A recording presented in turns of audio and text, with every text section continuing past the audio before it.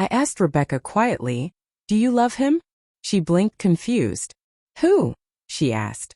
I said, Patrick. And the moment the name left my lips, everything changed. The silence that followed was deafening, louder than any admission could have been. Even the hum of the fridge, the soft ticking of the clock, and the distant rumble of the storm outside seemed to vanish, leaving only her uneven breath, caught between guilt and fear. When she didn't answer, I knew. I didn't yell or move. I just watched her eyes dart nervously, searching for a way out. Finally, she muttered almost too quietly, Why would you ask that?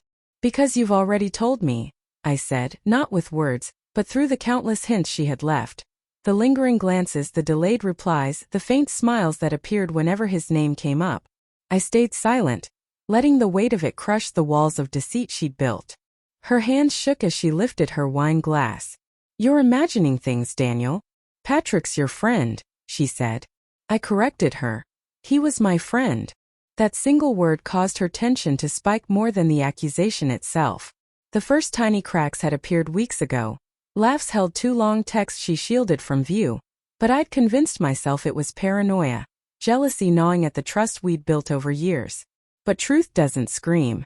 It whispers patiently until it can no longer be ignored. The night I realized everything, Patrick had joined us for dinner. Rebecca had been radiant in a red dress I hadn't seen in years, brushing past me to greet him with a smile too warm, too familiar. When he complimented her cooking, she blushed. When I did, she barely looked up. That night I began noticing the patterns. Phone buzzing late at night, sudden evening walks, laughter in the hallway when she thought I was asleep, every small, unguarded moment unraveling the facade of normalcy. And now, as the storm outside battered the windows, I asked softly, How long? Her face drained of color. I don't know what you mean, she said. Rebecca, don't make me drag it out of you, I said quietly. She stared at me, tears threatening to spill before whispering, It just happened. I didn't mean for it. I let out a bitter laugh, just as they all say. Like love is something you stumble into by accident. She looked at me then, not with guilt, not with anger, but with pity. You've been so distant, Daniel. Always working, always tired. I was lonely, she said. Her words cut deeper than betrayal itself.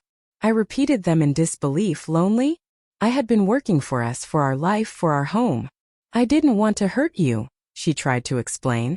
But you did, I said, my voice low and steady. Every day you lied. Every time you smiled knowing your heart was elsewhere. She cried then, and part of me wanted to comfort her, the part of me still tethered to habit. But I held my ground, gripping the edge of the table to stop myself from shaking. When did it start? I asked. She hesitated. After the company party, she admitted. 6 months of deception. 6 months of her slipping away while I remained blind. I could see it all, the gradual withdrawal, the sudden interest in clothes, the humming while texting. Each piece falling into place like a puzzle I was too trusting to solve. Did you love him? I asked again, softer. Her lip quivered. I don't know, but I did. That pause told me everything. She stood, hugging herself. It's over now. We ended it. I shook my head. No. You ended us. Outside, the storm had intensified. Thunder rolling in the distance. She turned her back, dabbing at her face. What will you do? I didn't know. Rage and grief collided inside me, each indistinguishable from the other.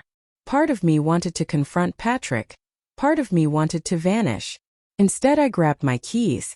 I need air. She reached for me. Daniel, please don't do anything rash.